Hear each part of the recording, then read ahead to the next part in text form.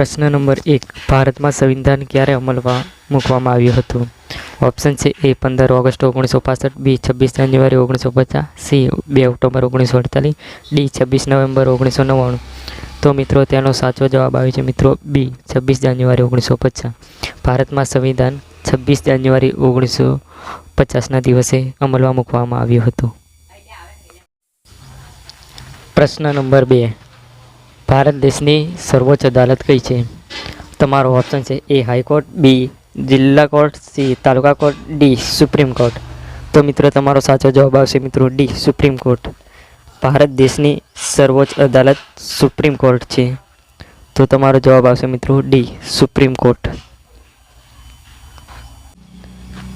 પ્રશ્ન નંબર 3. માહિતીનો અધિકાર કાયદો ક્યારે અમલમાં મૂકવામાં આવ્યો હતો? તો તમારો ઓપ્શન છે એ 2001, બી 2003, સી 2005, ડી 2007. તો મિત્રો તેનો સાચો જવાબ આવે છે મિત્રો સી 2005. માહિતી અધિકારનો કાયદો 2005માં અમલમાં મૂકવામાં આવ્યો હતો. પ્રશ્ન નંબર 4. ગુજરાતમાં આરટીઆઈનો કાયદો ક્યારે અમલ કરવામાં આવ્યો હતો? તમારો ઓપ્શન છે એ 2001, બી 2004, સી 2005, ડી 2007. તો મિત્રો તેનો સાચો જવાબ આવે છે બી 2004. ગુજરાતમાં આરટીઆઈનો કાયદો 2004માં અમલ કરવામાં આવ્યો હતો. તો તમારો જવાબ આવે છે બી 2004. પ્રશ્ન નંબર 5. ભારત દેશમાં કાયદા બનાવવાની સત્તા કોને આપી છે? તો તમારો ઓપ્શન છે એ સુપ્રીમ કોર્ટ, બી સંસદ, ડી સી રાષ્ટ્રપતિ, ડી રાજ્યપાલ. તો મિત્રો સાચો જવાબ આવે છે બી સંસદ.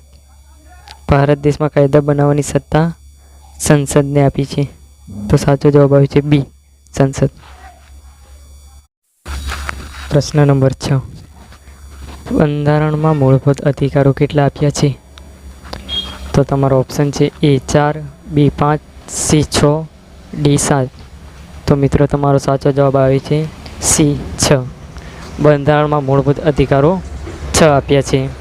તો તમારો સાચો જવાબ આવે છે સી 6. પ્રશ્ન નંબર 7. ભારત દેશનો સર્વોચ્ચ કાયદો કોને કહેવામાં આવે છે? ઓપ્શન છે એ ભારતીય દંડ સંહિતા, બી ભારતીય બંધારણ, સી ફોજદારી કાયદો, ડી નાગરિક કાયદો. તો મિત્રો તેનો સાચો જવાબ આવે છે બી ભારતીય બંધારણ. ભારતનો સર્વોચ્ચ કાયદો ભારતીય બંધારણને કહેવામાં આવે છે.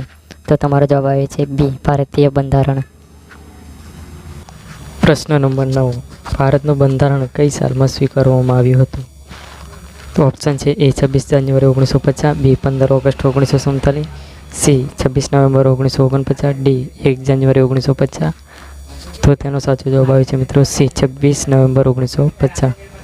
ભારતનું બંધારણ 26 નવેમ્બર 1950ની સાલમાં સ્વીકારવામાં આવ્યું હતું.